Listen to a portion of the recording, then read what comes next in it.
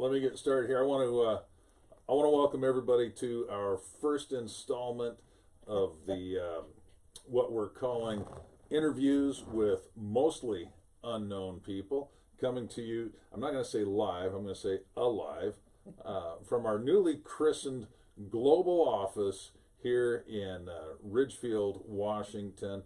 And today I'm thrilled to have with me Tom Meudt. Tom is he's an old, well, obviously, no, he's an old-time racer, builder, whatnot. Tom, you were in probably the most iconic motorcycle movie ever released, Bruce Brown's 1971 On Any Sunday. Tom Meudt was in that movie alongside of Malcolm Smith and Steve McQueen. Tom, tell us a little bit about that movie. Didn't know nothing about it. Didn't know nothing about the movie. I was trying to figure out the guy that I was standing on the starting line with. I was trying to figure out what the devil's that helicopter doing out there. I mean, was hoping the guy wasn't going to come down and get real close to anybody because the dirt flew and it was so bad. Them sand grains that just blister you.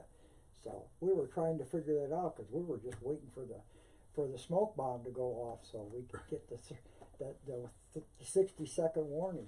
So well, I did some digging and I found a picture. Maybe you could point to you. Oh, George, you want me? Or maybe in that one. Well, I know starting line of the desert race there featured in On Any Sunday. There's nothing here that I can see. Yes, this is just a typical Sunday afternoon. So how often did you race? Every week. Every week? Yep. Did you race primarily desert races? Everything was desert or motocross. We were in the desert every weekend. Yeah. Didn't make no difference if it was 120 or if it's 10 below. I can't really imagine riding at 120 degrees. I've ridden in 105. I think that's the hottest I've ridden in it. And I found out 105 degrees, you go faster to cool down. No, it just cooks you faster. Yeah. So, yeah. Yeah. Yeah, Ascot Raceway. Gee, they'd have a race out there during the middle of the week, and we used to give out trophies for whoever participated the most. Wait a second. They had participation trophies back in your... I thought that was something that came out with this newer generation. No. If you participated, let's say you raced X amount of times, the more races that you went to, the more that contributed to the club giving out the participation race. Okay. And you get to hold it for 30 days. Oh, really? Oh, yeah. You had to give it back? Oh, yes. That was a club thing that just went with it. So. Oh, man. Oh, yeah. That was a pretty common affair back in those days. So when you say back in those, when did you actually get into racing? When did you start riding motorcycles? When did you get into racing? Probably about 68. Okay. Probably. And it was on a dare from my neighbor is what it amounted to. Really? Yeah. I had a 250 Honda. Yeah. And it was, he had a, gosh, I'm trying to remember what he had, but he was going to take me out and show me how to do this. I finished. That's all I can say. That was that first race in motocross, or was that a desert race? Desert race. That was a desert. European scrambles. So your first bike was a Honda 250. Was that a two-stroke or a four-stroke? Four-stroke. You were riding a tractor. Yeah. All the grief it wasn't a single cylinder. All the grief you give me. Oh yeah. Oh yeah. And I finally ended up, I think, with a Mako, and that's what I started with. Went all the way down to the C class of 125. Wow. But that was at the Prospectors race, or this was. That was at the Prospector? Yeah. Okay. Were you on the Mako in this one? No, that was an OSA. An OSA. OSA 250. So. Okay. Yeah. How many? Do you remember how many bikes you've had? Oh, George. Every year you'd get a new one. Is that right? Oh, yeah. Did you wear the old one out? Basically. Yeah. Because it would cost too much to keep it running. Yeah. So these were all obviously kickstart, Oh, yeah. dual shockers. That- So when you started, bikes had what, maybe 2 or 3 inches of travel? Yeah. Because old Charlie Curdot had, he's the one that brought out longer stroke rear shock absorbers and such like that. So, I mean, I can remember when he brought out the 6-inch Curnut, is what it was called. Charlie Curnut was the guy that did it. Yeah. 6 inches of travel, rear travel. Rear. We've come a long way. Oh gosh. Oh gosh. But, well, even in the relatively short time that I've been riding as an adult, 33 years, whatever, 34, 35 years, bikes have improved so much, and Oh, suspensions have improved If so I- much. if- So do you have a favorite bike that you had? Fact of the matter is, I got the first YZ that ever came to the United States for desert racing. No kidding. Yeah. Wow. Yamaha sponsored me for 1 year. Really? Yep. Wow. Yamaha basically was the bike that you could buy off the showroom floor and go racing. Okay. The Yamaha. They started the YZ, I think it was, series What year was that? 76, 75. No kidding. Yeah, so when they brought the mono shockers out. Yeah. Those things you're great as long as you hung your butt off the back of the seat. Those things are so nose heavy in the rough, it was unreal. Gotcha. Yeah. So, any breakdowns out in the desert? Oh yes. Okay. One that I had the most problems with was probably with flat tire. Okay. Tear the valve stem out of the tube. Do you ever have to ride back on a flat? Oh George, yeah, many times. Hey, wait, one tire flat isn't bad, but when you get two, because 1 year I had that in Barstow, Vegas. I had a flat tire as I come into the state line for gas, and I wasn't going to stop to fix it. So, How far do you think you rode on the flat? well, I rode from state line to Vegas, which was on the west end of Vegas. What end was it? Yeah, but the worst part was trying to cross the railroad tracks with two flats. So both your tires were flat. Yeah. Oh man. I had a rear flat when I come into state line, and when I finished, I had flat front and rear. But you finished. Oh yeah. Oh. Any bad crashes in your history? Yeah, there's a couple. I got run over by one of them big Triumphs one time. We were going down a fire road, and I thought I was hauling Manel. That Triumph went by me like I was tied to a fence post. Oh man. Yeah, he hit me, or somebody did, or at least I thought it was. And I remember waking up, where the devil am I at? No kidding. Yeah, didn't recognize it. Yeah, but that was my brand new Osa. Oh man. Yeah. So, shifting gears a little bit, you like how I did that? Shifting gears. Where'd you grow up? I grew up in the Midwest. In the Midwest. Okay. Yeah, and So grew up in Wisconsin. on a farm. On a farm, raising dairy cattle or what? Oh, we had, back there, farms are everything. They raised everything. Yeah, I know. Pigs, cows, chickens. Okay. They had it all. Get the feed for them, plant the corn for them, all of this stuff. So, yeah. So head out to Camp Lejeune on the East Coast. They don't want you because of your ears, so you decide I'm not going to stop at home. You head all the way to the other coast. Yep. Land in California.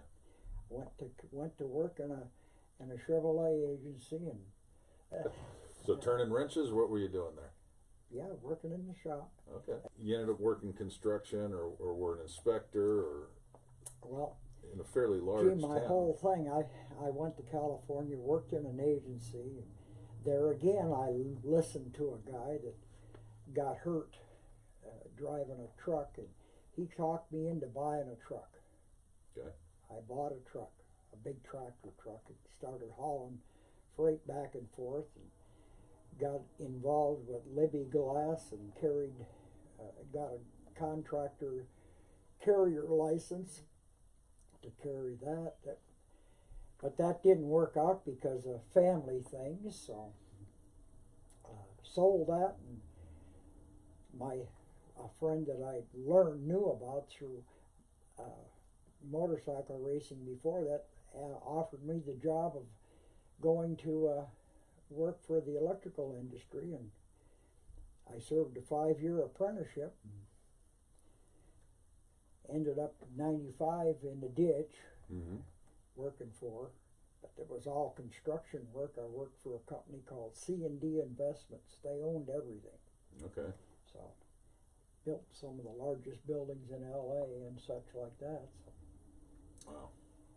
I stayed there till I had the heart attack, and anyway, nobody'd hire you after you had a heart attack. So You're a liability then. yeah, you are. So I got a chance to take the test for being an inspector for the city of LA, and here I are. So how long were you inspector? About 4 years, maybe 5. Okay. Is that what you retired from? Yep. Well, it's still part of the IBW. Okay. All right. Now, fun fact, maybe not so fun, interesting fact, you've been dead a couple times. Well, I had a major heart attack in '95, and that's when the fire department walked out of the ditch where I was at, so, and said I was dead, but AMR, ambulance service, one of the driver for it, jumped in the ditch to see what he'd have to do to get me out of there, I guess, or whatever, and he says, "This guy's still alive. Here I am." Oh. Am I mistaken in that's not the only time you died? No, that's the only time that I know of. You don't know how many near-death experiences you've had. Yeah. Okay. Well, I've been over to your house a couple times, and I know you stay busy. You got different projects from woodwork to building crawlers to you name it. You kind of. I don't want to use necessarily the term jack of all trades, but you kind of do a little bit of everything. Yeah, you learn that in part of the construction. You can do anything. It's just the impossible takes a little longer. There you go. I know your most recent project that I know about, your e-bike and trailer. For my wife, who had both hips and knees replaced, and she can't walk for a long distance, and we plan on going to Yosemite.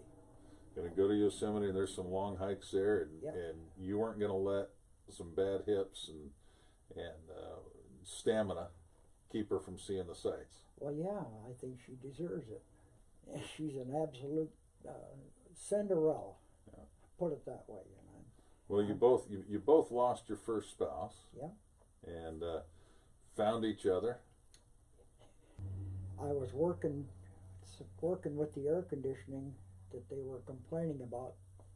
Every Wednesday night they had dances. It was so hot in there. They wanted it colder. And I mean, there just was so much that you could do with what you had. So anyway, I was standing with my shoulder on the corner post. They were having a dance at the time, Wednesday night, and this lady walked up to me and asked me to dance, and I'm all dirty from coming off the roof, and I'm thinking to her, well, gee, I don't want to go dance. I probably stink and everything else from sweat. So anyway, I said, well, what harm can it do? It was the smartest thing I ever did, was marry and Pat. Sweaty, stinky. Yeah. If you'd have been in my position in that first dance, and when she opened her mouth and started talking, wow, I was thoroughly amazed. I wasn't about to let her go. I had to see what this was. So how long did the two of you court, date, whatever, before 6 weeks later, we were married. 6 weeks? Yes, sir. Yes, sir. Oh. I wasn't about to lose her. And so far, things are going well. Oh, just absolutely stupendous. Just Absolutely stupendous. That's fantastic. I want to shift gears again a little bit.